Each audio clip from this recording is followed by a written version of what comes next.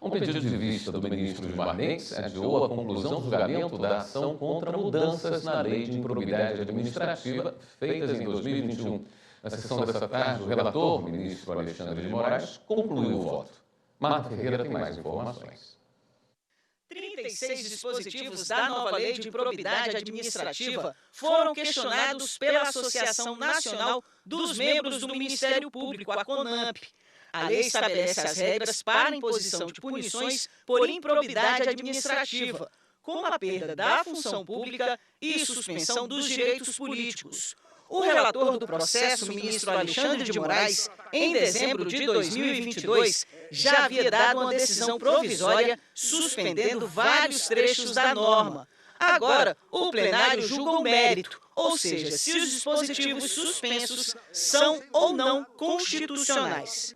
O ministro Alexandre de Moraes, primeiro a votar, considerou que algumas mudanças feitas na lei são inconstitucionais. É o caso, por exemplo, do trecho que restringe a perda da função pública somente ao cargo ocupado pelo gestor no momento do ato de improbidade. Para o ministro, a alteração tornaria a punição ineficaz, uma vez que bastaria o gestor trocar de cargo público para não ser atingido por ela.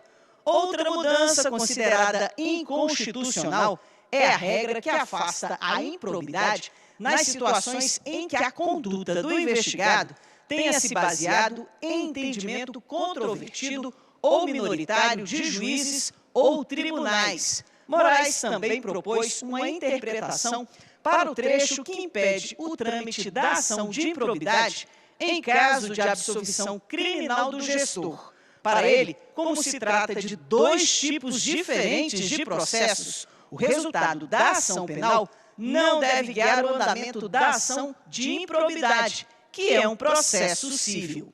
Na retomada do julgamento, Moraes prosseguiu o voto sobre a imunidade conferida a partidos políticos e suas fundações à improbidade. O relator declarou o trecho parcialmente inconstitucional, com interpretação conforme, para que os atos descritos e imputados a fundações e partidos sejam responsabilizados pela lei das eleições, sem prejuízo da incidência da lei de improbidade administrativa. De uma forma totalmente infundada, retirou bilhões e bilhões de recursos públicos da fiscalização e da possibilidade de aplicação da lei de improbidade administrativa. Descreve, o artigo 23C descreve o ato de improbidade, atos que ensejem enriquecimento ilícito, perda patrimonial, desvio, apropriação, malbaratamento ou dilapidação dos recursos públicos. Agora, se isso for de partido político ou de fundações, das suas fundações, serão responsabilizados só pela lei das eleições. A lei das eleições prevê a responsabilização na prestação de contas, o pagamento de multas, a devolução do dinheiro, julga as contas aprovadas ou não, mas não prevê, não há nenhuma previsão específica para aquele que pratica o ato de improbidade como dirigente partidário ou dirigente das fundações ligadas ao partido político. Sobre o dispositivo que trata da prescrição das sanções previstas na lei, Moraes votou pela inconstitucionalidade na segunda parte do parágrafo 5º, para que seja retirada a expressão pela metade do prazo previsto no caput deste artigo. Aqui não há uma razoabilidade para interrompida a prescrição, uma causa que demonstra que não houve inércia do poder público, houve a condenação, aí o prazo se interrompe, mas começa a correr pela metade. Isso pode levar à prescrição na segunda instância, isso pode levar à prescrição nos tribunais superiores. Quanto ao dispositivo que trata da taxatividade das hipóteses de improbidade, prevista no artigo 11, Moraes votou pela validade desse trecho.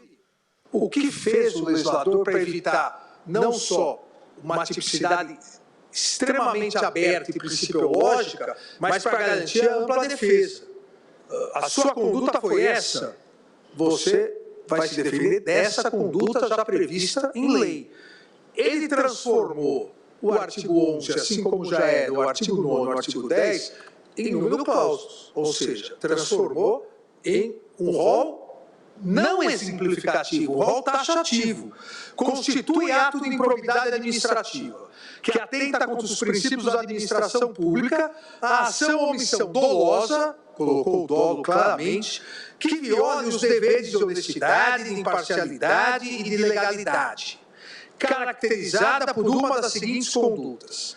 Eu, legislador, entendo, disse o Congresso Nacional, que é ato de improbidade a violação, por ação ou omissão dolosa, dos deveres de honestidade, imparcialidade e legalidade.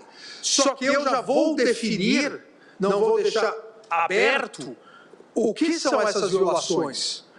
A violação do dever de honestidade, de imparcialidade e de legalidade são essas condutas que eu já descrevo nos incisos, nos 12 incisos do artigo 11. Depois do voto do relator, o ministro Gilmar Mendes pediu vista para analisar melhor o processo e o julgamento foi suspenso para ser retomado em uma outra data.